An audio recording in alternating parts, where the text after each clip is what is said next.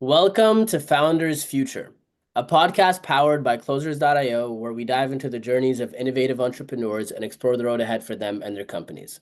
I'm your host, Ammar Elman, and in each episode, we uncover the stories behind impactful ventures, the challenges faced along the way, and the strategies driving their future growth.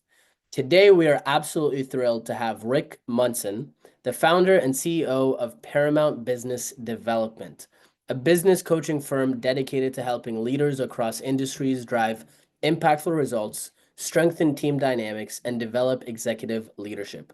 With over 19 years of experience, Rick has guided numerous companies through strategic growth, succession planning, and navigating complex business challenges. His approach is hands-on and customized, focused on delivering measurable results for his clients. Rick, welcome to Founders Future.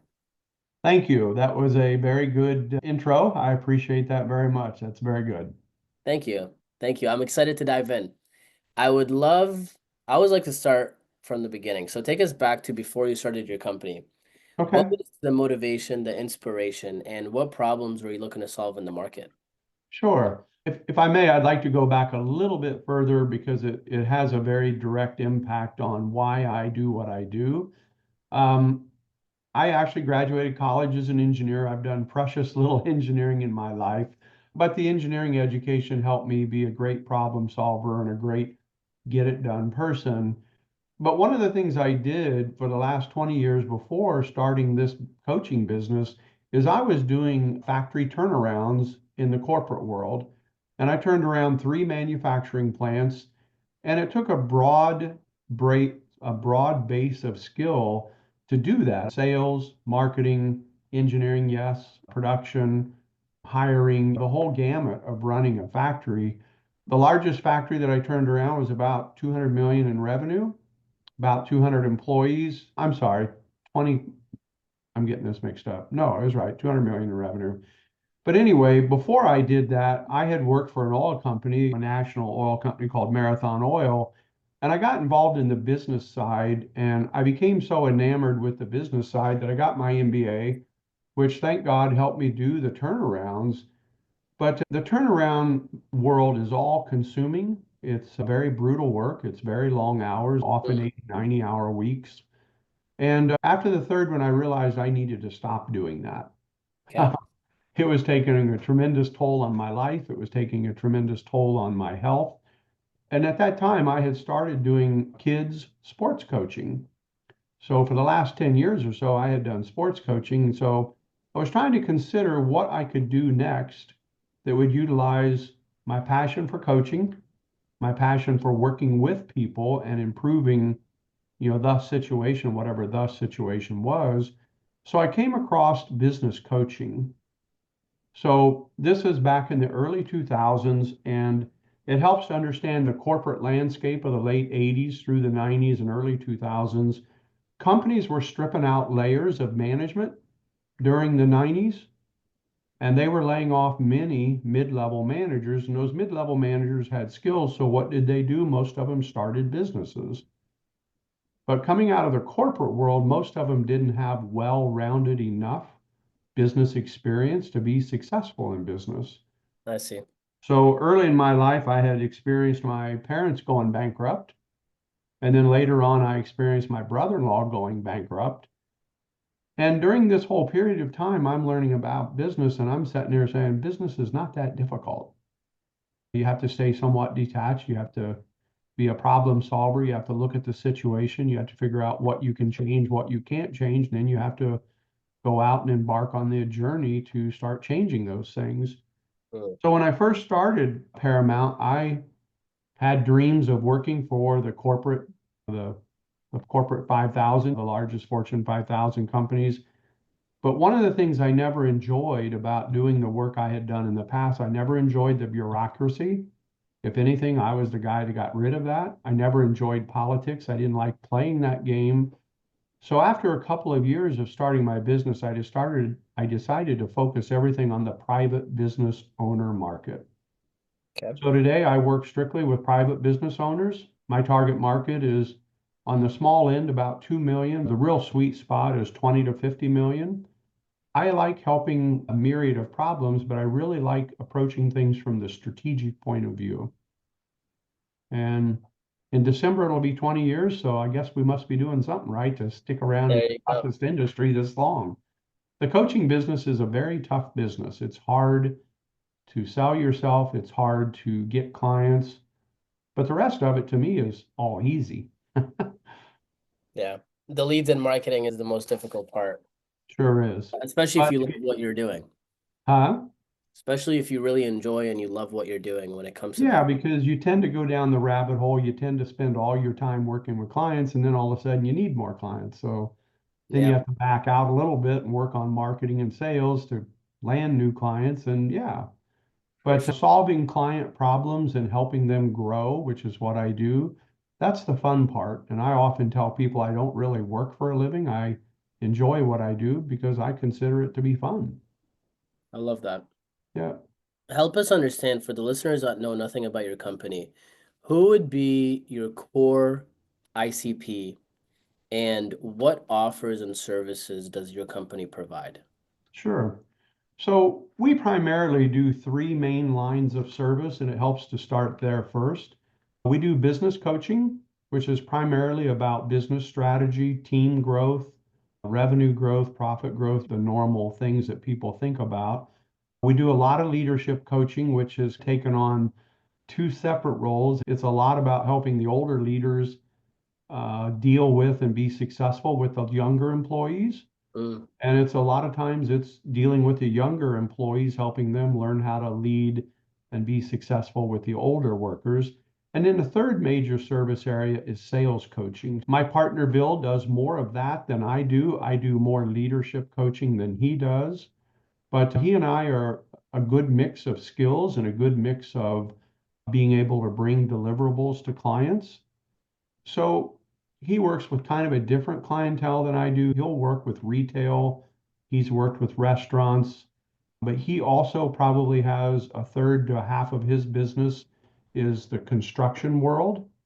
Uh, mm, my clientele is more than half construction oriented companies of some type or nature.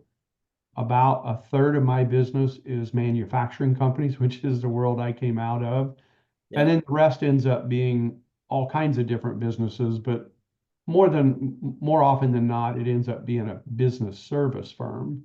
got it. Back to the leadership coaching, I missed this part, but a lot of it has to do with growing leaders to be more successful. On the sales coaching, it's all about helping the salesperson close more leads. Salespeople are 100% necessary. The best salespeople continually train. I've helped even people who have been in sales over 25 years, I've helped them double their conversion rate by Wow, taking on some very straightforward processes and procedures. that's powerful. Okay, thank you. Yep. I lost you there for a second. Can you hear me now? Yeah, I'm fine. Okay. Yep. Okay, Yep. perfect. Powerful. So I appreciate you breaking that down. And it's also very important to understand those figures. I ask this question to a lot of people, but they don't really know where the majority of their business comes from, and they don't sit down and actually analyze the stuff. So it's cool and it's refreshing to hear you share 50% here, a third there, and then Yeah. I love that. So what do you feel like with these different offers? Help us understand. Is this one-on-one? Is this group style coaching? Is like what is the actual deliverability look like? If I was one of Sure. these clients, what does that look like? Yeah. So, and I don't have a percentage on this, but by far the vast majority of my clients are one-on-one, which is what I prefer. The only difference from that ends up being sometimes I work with executive teams, for example, on executive team meetings, strategic planning, brainstorming exercises if they have a difficult problem to solve. Occasionally, I work with teams, I do team trainings. I was up in the state of Pennsylvania 3 weeks ago doing team trainings for leaders. But the vast majority, I'm going to just loosely say 95% of it is one on one. Got it. As far as where new clients come from, you mentioned that earlier. My biggest source of new clients is, quite frankly, client referrals. Mm, Obviously, if you do a good job, people like to share that. And yep. So you get passed around like the most recent virus sometimes, which is a good thing. I really encourage and love that. The second biggest source of leads for me is strategic partner referrals. In other words, people who access and deal with the same target market I do. So historically, that's been commercial insurance agents, CPAs, business attorneys, healthcare insurance agents, anybody else that's working with that same target market than I am. And then the third biggest thing has always been public speaking. So I Mm. typically do about two public speaking events a month, except for July and August. Those are off limits because of vacations and back to school. But typically throughout the rest of the year, I do about two public speaking engagements a month. And that also is a good source of leads. When people hear you talk and hear what you can do and hear your ideas, that tends to make them want to sign up with you. For sure. Especially if you're on a stage, it just gives you that authority where Mhm. somebody speaking on a stage typically has perceived higher status, right? You mentioned you prefer the one-on-one coaching. I'm curious as to why that is. Mostly I work with CEOs, presidents, founders, occasionally top managers, executive managers, the C-suite type people, occasionally executive vice presidents and the VP level. But I typically don't work with people below those levels. Sometimes on leadership, I'll work with people that are field foremen, field superintendents, but that's a rarity. Usually it's up and coming leaders in an organization where the company wants to invest in them to be a better leader. Yep, But primarily, most of my meetings are with CEOs, presidents, owners, founders, so on and got so it. forth. Got it. I love it. With the lead generation piece, so referrals is the main thing. And I Yes. guess the two main things, strategic partner referrals and then just regular referrals. We talk a lot about on this podcast the power and importance of having a predictable lead generation machine. Find that it can be somewhat inconsistent when you Hmm. solely rely on referrals, and I'm curious if you how you've navigated that. Yes. That's a great question. And then in this business, yes, that's always a challenge because you're right. Referrals are not a consistent flow. So we do things to try to improve on that, if you will. The clients I work with, I verbally talk to them about referrals, usually about once a quarter. Yeah. All of our past clients, we never burn a relationship, never. Even I've had clients stop and restart up to 4 times, I think is the current record. If people want to take a hiatus for a while, maybe they're going to go on a world trip or a month-long sabbatical, whatever, that's fine. I always welcome that and I always welcome them to come back. But part of the strategy is we do drip marketing on all the past clients. And 2 or 3 times a year, we'll talk about referrals in those emails. Sometimes we'll just do a direct ask for asking them to come back. Those emails go out twice a month or so, give or take. Got it. So the drip email marketing is important. The continual asking is important because, it's not top of mind for everybody. Yeah. Do you do What drip? is, what we do try to do to make the lead flow a little more consistent is the fourth thing, which I didn't talk about, was networking at a very high level. And Yeah. then also the public speaking. Those are more consistent, but the quality of those leads is more unpredictable. Interesting. Do you do any drip marketing for just people in your pipeline? Maybe they're not past clients, Yes, just and that's through email, I'm assuming? yes. So we have a tongue-in-cheek joke. It's not meant to be derogatory in any way, shape, or form, but we call it the Not Now Club or Yep. Not Yet Club. But there are people that I've talked to about potentially engaging with, and whatever reason they weren't ready yet. Maybe they got a big initiative coming on. Like one client a couple years ago, they were changing their accounting software, so that was a big endeavor. So they didn't want to come on board at that moment in time, but they did about 8 months, 9 months later. Yes, follow-ups with what we call the Not Yet Club is very important because sometimes no doesn't mean no, no usually means not now or Yeah, not yet. very true. Yeah. 100%. What does the sales process look like? So once somebody does come in as a lead, what are the steps they go through for them to become a client? great question. I don't have it memorized, and I certainly don't have it up in front of me, but we have a 15-step sales process. Wow. This is a high trust, high ticket item sale. So you have to have some level of a relationship built for it to happen. So we have an 8-touch sales process because we feel that before we can ask somebody for their business, that we need to have 8 touches in place because they need to get to know us. I feel that coaching, whether it's business, leadership, or sales, it's a relationship type game. So somebody's got to know you and like you before they're going to hire you to be their coach. Yeah. And it's not so much about liking, in other words, they like you. It's more, I should say, it's more about respecting you and understand the Yes. value you can bring. 100%. So it's not like a friend, the way that you like Right. a friend. It's more Yeah. the way that you would respect an advisor. Yeah. There was an article published many years ago about the 4 different types of coaches. And one of the types of coaches was like the raw best friend coach. I see no value in that personally. I'm Right. not interested in being somebody's best friend. I'm more interested in being a good friend with a good relationship, but I'm more interested in moving them forward. Yes. Otherwise, what's the point? 100%. Walk me through. So there's 8 touches involved. Mhm. Is that like a combination of email, text, message on LinkedIn, or for example, how do you try to condense that time period so it doesn't drag on? And are you typically the one handling sales? Is it Bill or is it somebody else? So each of us handle sales for ourselves because Bill and I are good partners, but we're very different. And there are some people who love him and don't like me, and there are some people that love me and don't like him, and that's okay because Yeah. we're very different individuals, but we each handle our own sales process. And I know 15 steps sounds long. When you heard that, you probably thought days and weeks. That can happen in 4 or 5 days. Mm, One of the things we have found, and in the coaching world, we talk about early turnover or we talk about the 90-day wonders.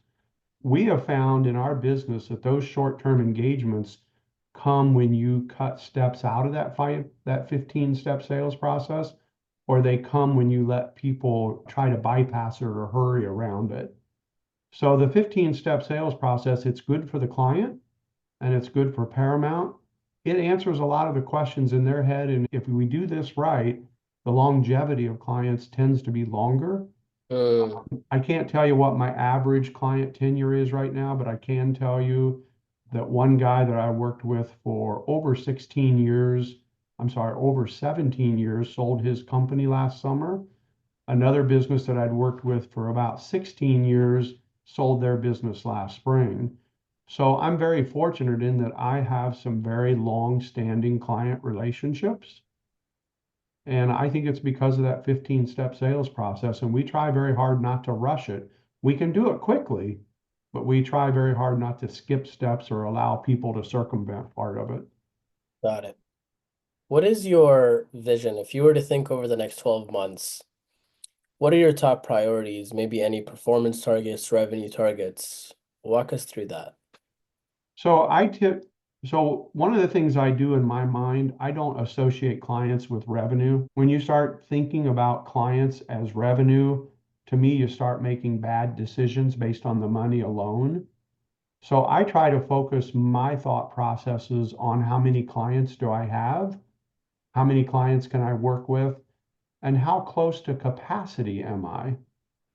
So one of the things that happened in my life 2 years ago is I decided to get out of the snow belt and I moved to Florida. There were other reasons. There was a number of reasons, but I jokingly tell everybody it was because of that white stuff that falls out of the sky, but there was more to it than that. But in doing that, I'm building a book of business here in Florida. And at the same time, and I knew this would happen, but there were some people that, quite frankly, after the pandemic, they became Zoom fatigued and some of them wanted to work face to face or they didn't want to work together, and that's fine. A couple of those have come back, by the way.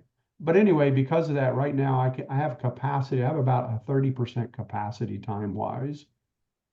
So I tend to At think more about, 30%, or you have 30% left? no, 30% left. Got it. Got it. Yeah. Okay. In other words, I'm at 70% right now. Okay. So I think more about that, and I think more about the additional number of clients that I can work with. That to me is more of an important number. And I try to basically ignore the money part. How many more clients would you need to be at 100% capacity? And I guess, do you want to be at 100% capacity? I do. I love to live in the 85 to 95 range. At this moment, right now, today, I could take on, and again, it depends on how big the client is, because some clients don't take a lot of time, some clients take a lot more time. Yep. The client I was with yesterday morning, for example, they consume quite a bit of my time because it's a complex, tough situation. Not tough as in impossible, but it's just a lot of work. But right now, I would round that off and say I could use about 5 more clients right now. Got it. But What do you, again, if they're small clients, it might be 8. If they're big clients, it might be 3. yeah, fair enough. That makes perfect sense. And you're not looking to scale beyond that, really. So going back in the history of things, my partner and I, we tried 2 additional coaches back in the history of things, and it didn't work so well, mainly because we had trouble finding people that had the right mindset to be a good coach. And if you're in this industry, probably as well or better than I do, that this is a very high attrition industry. Most people that become coaches don't last more than about 6 or 7 or 9 months. It's very unusual to find coaches that have lasted longer than 5 years. And my partner's actually been a coach a year, maybe a year longer than I have. He and I found each other after I became a coach. But he and I have both been coaches for almost 20 years. He's been a coach for almost 21 years. We're a rarity in the coaching world. Yeah. Through meeting people at workshops and associations, etc. I know of, I think, 5 other coaches that have been coaches that long. Wow. And the reason I'm saying that is it's hard to grow a business with a bunch of coaches. I only know maybe 3 or 4 that have been successful at that because it's Got hard to find somebody with the well-rounded experience that can actually be a coach. And the 2 that we hired that. in the past, it was a massive failure. Yeah. If you could figure it out, though, is that something that you desire or not really? Not really. Fair. Not really. I'm happy with my partner and I are happy with our company where it's at. We don't have any big interest to scale and say be 10 times bigger or even 5 times bigger. Yep. Could we? Maybe. But again, it all boils down to finding the right people to be coaches. Yeah. Yeah. It's also, like you said, if there's no desire there, then what's the point? You've been doing this for 20 years. You're living Yeah. in sunny Florida. You're not in the snow anymore. I live in Canada, so I completely get what you mean. Like God it's bless you being in Canada. yeah. Yeah, I've it's been there a number of times. It's a lot colder than where I was living, and it's a whole lot I colder than Florida. tell me about it. Tell me about Yeah. it. But it's when it's nice, it's gorgeous. Like right Sure. now, it's been beautiful. So I get what you mean, especially at this stage. You're doing well. Five clients, I feel like you could get that like that. And then now it's just about living life. Yeah. I love Yeah. it. Let's go into a quick closing lightning round because I know you got to go. Sure. I'll rattle off some questions at you, and then the first thing that comes to mind. Sure. What's one tool or resource that's been a game changer for you in your company? Ooh, I guess Zoom. It's a good one. Yeah. Quick and Especially simple done. Yeah. there No, you go. it has been. What's the best piece of scaling advice you've received, heard, or implemented that businesses can take and utilize? So the big thing in sales and marketing, and it comes, and I try to simplify things. I'm a coach that tries to make things simple so that it's actionable. I hate complication. I hate theories. I hate all that crap. But to me, in sales and marketing, you're doing one of 2 things. You're either farming or you're hunting. So I want to talk about farming for a minute. Farming has to do with planting a lot of seeds. It has to do with creating a lot of good, strong relationships because you never know where the next lead's going to come from. So part of that farming is going out and meeting strategic partners. I'm very aggressive at doing that. Sometimes hunting is yes, I sit down and I look at maybe 4 or 5 companies and say, I want to be a coach for those 5 companies. So I go out and then I try to methodically meet the CEOs. I try to find out more about them. I try to run in their circles. So farming and hunting is huge, and it's a game changer when you start thinking that way when it comes to sales and marketing. I like that. I like that a lot. If you were talking right now to new entrepreneurs that are starting off in 2025 and they want to get their business off the ground, they want to bring in people, they really want to scale their companies, but they also want to be the best leaders that they could be in the process. What is one or two tips that you would give them about leadership specifically and becoming the best leaders they could be? That's a great question. It's also a very difficult question. The most important thing any leader can do is learn to understand people. Mm, When you're a leader, you are working with people. So if you're an electrician, you have all kinds of specific tools. If you're a plumber, you have specific tools. But when you're a leader, you're working with people. So the number one thing is you got to learn how to understand people. The number two thing is the most important tool you have as a leader is your communication skills. So when I say communication, the first thing people think about is talking, but I'm going to tell you, you have two ears and one mouth for a reason. You got to learn to use them in that proportion. So when I talk about communication, one of the biggest things people need to do is be a good listener. yeah, So I follow the principles of active listening, which is something very different than what most people do. So leadership, people, communication. I love that. What's the best way for people to reach out to you? The best way to reach out to me is my email address and my cell phone number. You want to put that on this video at the end, or you want me to If give it you to you? want to, if you're comfortable sharing that, that would be Yes, amazing. absolutely. My email address is rick@paramountbusinessdevelopment.com. And my cell phone, my new cell phone number is 239-457-3025. I don't answer my phone when I'm in a client meeting, and I answer my emails maybe once a day, twice a day, but I do get back to people pretty quickly on my cell phone. Awesome. So make sure you text him if he doesn't answer Yes, you. text is actually best. Yes, you're right about that. Awesome. So Yep. that wraps up another insightful episode of Founders Future. Thank you so much, Rick, for sharing your journey, your Thank insights, you. and for sharing your time with us today, most Yep. importantly. For our listeners, if you're inspired by today's conversation, don't forget to subscribe to Founders Future on your preferred platform. And if you're looking to scale your business, if you're a coach, consultant, or an agency and you want to enhance your sales and marketing efforts, visit closers.io to discover how we can support your growth journey. Until then, keep on climbing.